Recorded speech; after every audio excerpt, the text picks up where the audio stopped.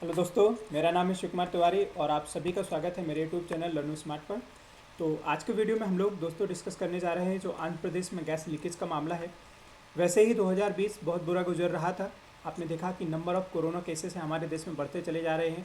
Corona मरीजों की संख्या 50,000 से ऊपर निकल चुकी है, ठीक है, जिसमें महाराष्ट्र सबसे टॉप पोजीशन पर बना हुआ है। और आज एक दूसरा मामला आ गया जो आंध्र प्रदेश में गैस लीकेज का मामला है।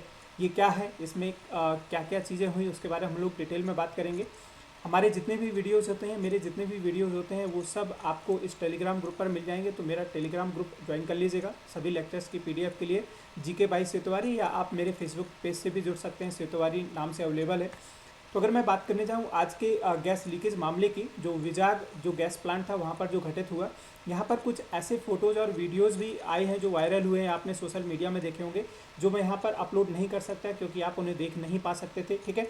तो अभी तक डाटा के अकॉर्डिंग अगर हम बात करने जाएँ तो अभी तक जो मैंने बताया कि 13 से ज़्यादा लोगों की डेथ हो चुकी है। ये तो सिर्फ एक नॉर्मल डाटा है। अगर मैं बात करने जाऊँ डेथ जो संख्या वो इससे कहीं ज़्यादा डेफिनेटली बहुत ज़्यादा होगी, ठीक है।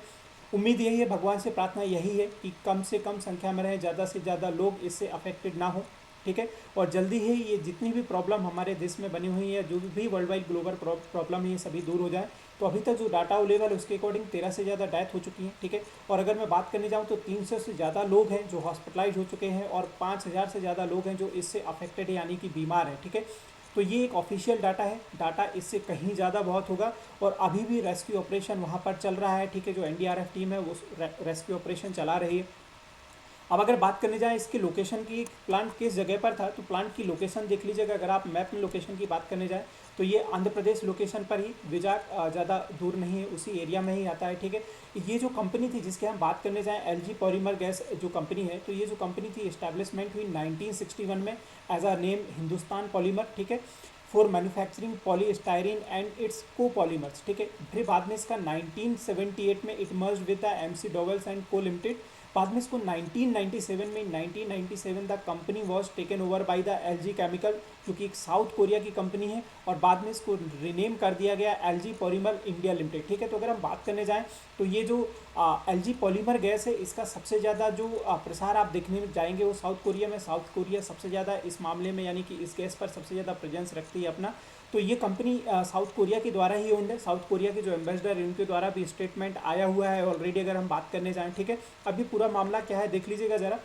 अगर ये लीकेज कैसे हुआ, किस तरीके से हुआ, इस पर तो अभी पूरी रिपोर्ट आनी बाकी है। इंक्वायरी के लिए ऑलरेडी जो आंध्र प्रदेश के सीएम है वाईएस जगनमोहन रेड्डी, उन्होंने बोल दिया है कि प्रॉपर इंक्वायरी की जाए कि ये कैसे दुर्घटना हुई, ठीक। इसके बारे में जानकारी बाद में आएगी जब रिपोर्ट आएगी। अगर हम इस इंडस्ट्री की बात करने जाएं तो this industry located at Venkatapuram village in Visakhapatnam Andhra Pradesh. लेकिन अफेक्टेड विलेजेस याद रखिएगा कि कितने टोटल विलेजेस अफेक्टेड हुए हैं। तो अभी तक अगर हम बात करने जाएं तो लगभग 5 विलेज हैं जो इससे अफेक्टेड हो चुके हैं, ठीक है। इसका जो प्रसार है वो लगभग अराउंड 3 किलोमीटर से भी ज़्यादा एरिया में हो चुका है। तो हज़ारों लोगों को वहाँ से निकाला गया है, ठीक है। लेकिन अगर इसकी लोकेशन की बात की जाए तो ये याद रखिएगा, इसकी जो मेन लोकेशन है वो है विशाखापट्टनम। ये विलेजेस का नाम याद रखिएगा, वेंकटापुरम विलेज इन विशाखापट्टनम आंध्र प्रदेश, ठीक है। अच्छा, the plant has 2000 metric tons of styrene stored container. अगर मैं बात करने जाऊँ तो इसमें 2000 मेट्रिक टन से भी ज़्यादा जो स्टायरीन गैस है वो स्टोर थी, ठीक है। At around 2:30 am when maintenance activity was in progress, the gas leaked from the plant and had spread in nearby the villages. तो कारण ये जो बताया जा रहा है कि लॉकडाउन की वजह से वहाँ पर कुछ मेंटेनेंस वर्क चल रहा था, जिसकी वजह से कोई गड़बड़ी हुई और रात को लगभग 2:30 बजे अगर हम बात करने जाएँ तो ये गैस लीकेज स्टार्ट हो गया और वह आसपास के जितने भी गांव थे वहाँ पर फैलता चला गया। और मैंने बताया कि इसने लगभग अपने चपेट में 5 से ज़्यादा गाँवों को ले लिया है और 3 किलोमीटर से ज़्यादा दायरों को इसने कवर कर लिया है, ठीक है। इसी कारण है कि बहुत सारे लोग हैं जो इससे अफेक्टेड हुए और जो डेथ और रेशियो वो बढ़ता चला जा रहा है और जिस बीमार लोगों की संख्या वो बढ़ती चली जा रही है। अब वो तो एक्चुअल कल मॉर्निंग में रिपोर्ट आने के बाद पता चलेगा कि क्या कंडीशन है, प्रॉपर चीज़ें कवर हुई हैं अभी नहीं कवर हुई हैं। अच्छा, अब इसका मेन कारण ये भी बताया जा रहा है कि वहाँ पर लेबर्स बहुत कम थे, लेबर्स की संख्या ज़्यादा नहीं थी, क्योंकि अभी आप जानते हैं कोविड-19 का लॉकडाउन ऑलरेडी 3.0 चल रहा है, ठीक है। तो ये जो कंडीशन है, अगर लेबर्स की, तो लेबर्स की संख्या ज़्यादा नहीं थी, ऑलरेडी बहुत कम था, कुछ मेंटेनेंस वर्क चल रहा था। तो लेबर्स की किसी गड़बड़ी की वजह से हुआ या फिर ऐसा हुआ कि प्लांट के आसपास हीट इंक्रीज हो गई, तो कोई वहाँ पर टेक्निकल गड़बड़ी होगी, उस वजह से ये लीक आउट हुआ। इसके बारे में अभी कोई भी प्रॉपर एविडेंस नहीं है, बट हाँ, इंक्वायरी प्रॉपर की जाएगी। इंक्वायरी के बाद क्या चीज़ें सामने आती हैं वो बाद में देखी जाएंगी।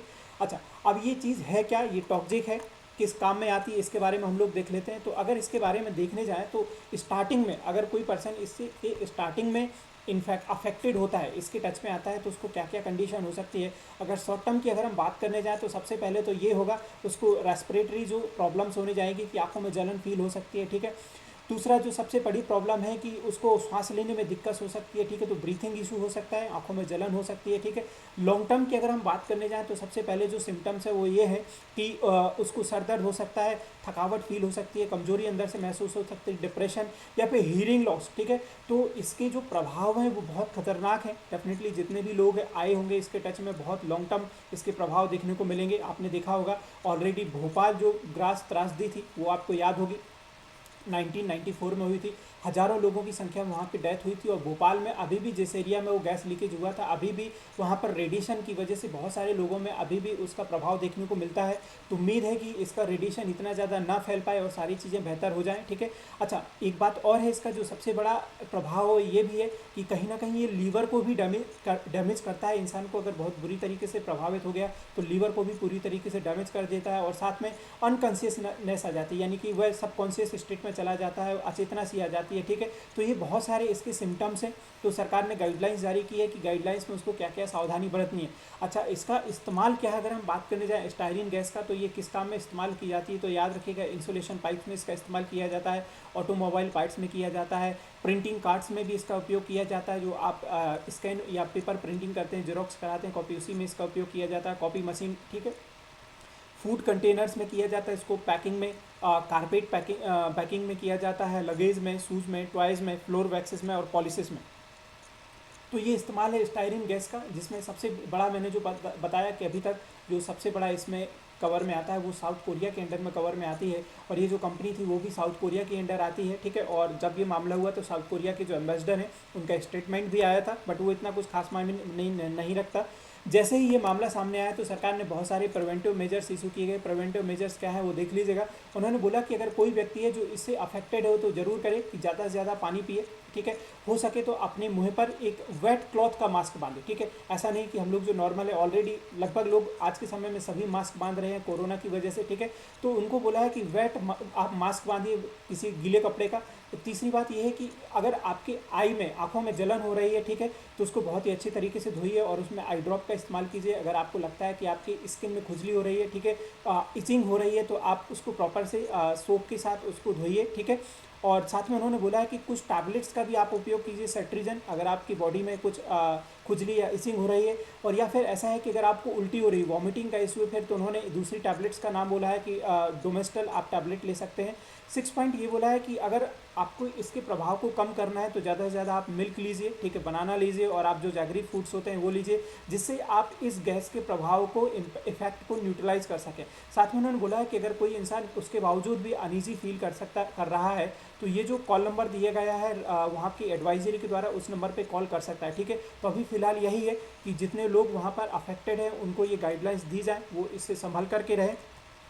अब अगर हम बात करने जाएँ तो जैसे ही ये मामला सामने आया तो जो आंध्र प्रदेश के सीएम थे मिस्टर जगनमोहन रेड्डी, वो तुरंत विजाक प्लांट की ओर मूव कर गए और वहाँ से अफेक्टेड जितने भी लोग थे उन सभी लोगों को, जो किंग जॉर्ज हॉस्पिटल है वहाँ पर एडमिट किया गया, तो उन लोगों से भी मिलने गए। तो ये पॉइंट देख लीजिएगा, आंध्र प्रदेश जो chief minister Y S Jaganmohan Reddy है, ठीक है, lives for Visakhapatnam and he will be visiting King George hospital. तो जितने भी अफेक्टेड लोग हैं इस पॉलीमर गैस से, उन सभी को किंग जॉर्ज हॉस्पिटल में एडमिट किया गया है उनका इलाज करने के लिए, ठीक है। उन्होंने ये भी ऑर्डर किया है कि जितने भी एक्सपेंसेस आएंगे, यानी कि इस गैस से अफेक्टेड जितने भी लोग हैं उनका जो भी खर्चा आएगा वो सभी बियर आंध्र प्रदेश की सरकार करने जाएगी। और उन्होंने ये भी उन्होंने फिक्स किया है कि लगभग 15,000 लोगों को, ठीक है, इस प्लांट के आसपास रहने वाले जो लगभग 15,000 लोगों को है उनको हम 10,000 रुपये दिए जाएंगे एज अ फाइनेंशियल हेल्प। और बाकी जितने लोग इफेक्टेड हुए हैं, ठीक है, जिनका लॉस हुआ है या कोई कैजुअलिटी हुई, तो इनको कितना फंड दिया जाएगा ये भी सरकार के द्वारा दिया गया है। तो उन्होंने बोला है government will provide 25,000 to those who receive primary care treatment due to the Vizag gas leakage. तो जिनको सिर्फ प्राइमरी ट्रीटमेंट दिया गया उनको 25,000 पर पर्सन दिया जाएगा। और दोज हु रिसीव 2 से 3 days treatment will get 1 lakh रुपये, जिनको 2 से दिन के लिए ट्रीटमेंट में रखा जाएगा उनको 1 लाख रुपए तक दिया जाएगा, और जिनको वेंटिलेटर सपोर्ट दिया गया उनको 10 लाख रुपए तक दिया जाएगा। लास्ट में उन्होंने अनाउंसमेंट ये किया कि अगर कोई कैजुअलिटी की गई है तो ईच फैमिली को जो सरकार की तरफ से पैसा दिया जाएगा, ये याद रखिएगा 1 करोड़ रुपए। तो पैसे की तो कोई बात ही नहीं है, पैसे का तो कोई मूल्य नहीं है। अगर इंसान की डेथ ही हो जाएगी, उसकी मतलब जीवन ही उसका खत्म हो जाएगा, तो पैसे का तो कोई मूल्य नहीं है, ठीक है। बट फिर भी सरकार की तरफ से एक कंपनसेशन अमाउंट ये अनाउंस किया गया है।